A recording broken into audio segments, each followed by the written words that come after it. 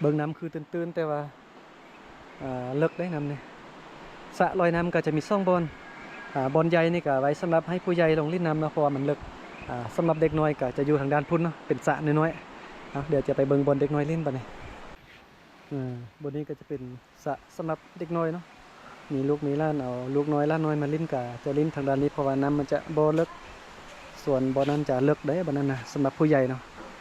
นี่ก็จะมีสไลเดอร์เนี่ยขึ้นไปด้านเทิงนี่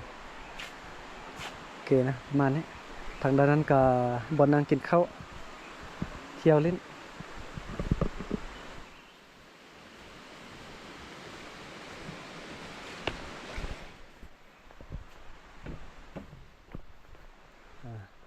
บนนี้จะเป็น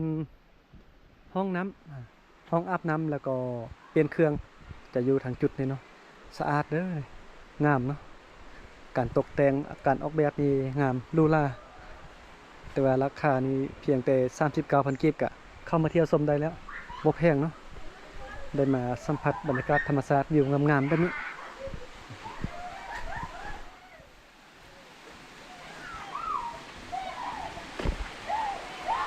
โอ้ให้เด็กน้อยปีนเสือก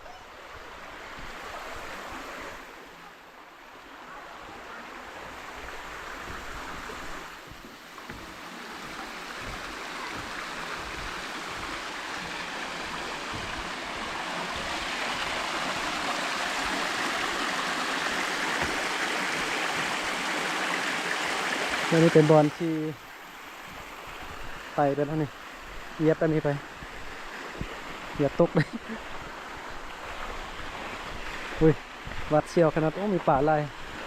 นี่เขาจะเลี้ยงป่าลายขนาดนี้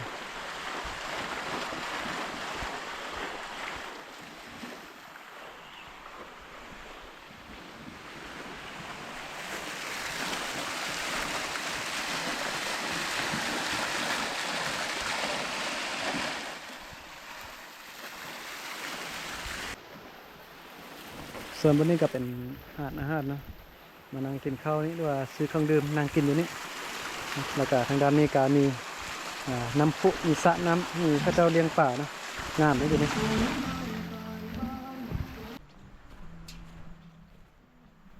งามขนาดนกยุงเนี่ยมาเบิ่งตัวจริงตัวบักใหญ่เนาะ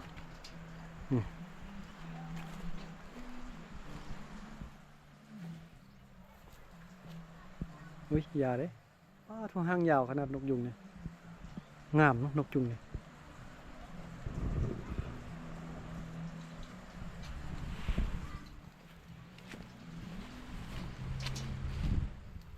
ส่วนไล่ตัดลำกัดอยู่ละป่าจะเป็นคนฝรั่งเนาะฝรั่งนี่จะมักมาเที่ยวเป็นพิเศษเลยเพราะว่าจะมีบอนที่เขาเจ้าค่ายเครื่องหัตถกรรมเครื่องงานฝีมือของคนลาวแต่ละชนเผ่าแบบดังเดิมเนาะจะมีค่ายอยู่ทางหน้าเขาอยู่ตอนหน้าก่อนที่จะเข้ามาตัดน้ำกัดอยู่ละป่านี่เนาะ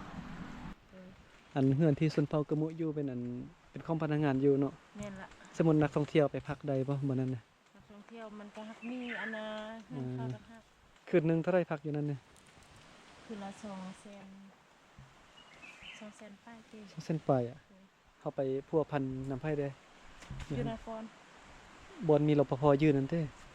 ทางเข้าไปทางนั้นคืนนึง2 เส้นไปบางคนกับว่า4 เส้นตกลงราคาเท่าไรแต่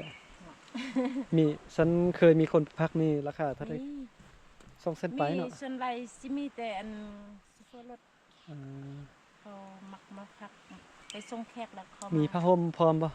แม่ล่ะมีเครื่องนอนพร้อมเนาะคืนนึง2 เส้นจัก200,000ตะกี้200,000เดี๋ยวนี้บ่ฮู้ตะกี้หั่นตะกี้2 เส้นเนาะเดี๋ยวนี้เท่าไรก็บ่ฮู้เทื่อได้เข้าใจอะไร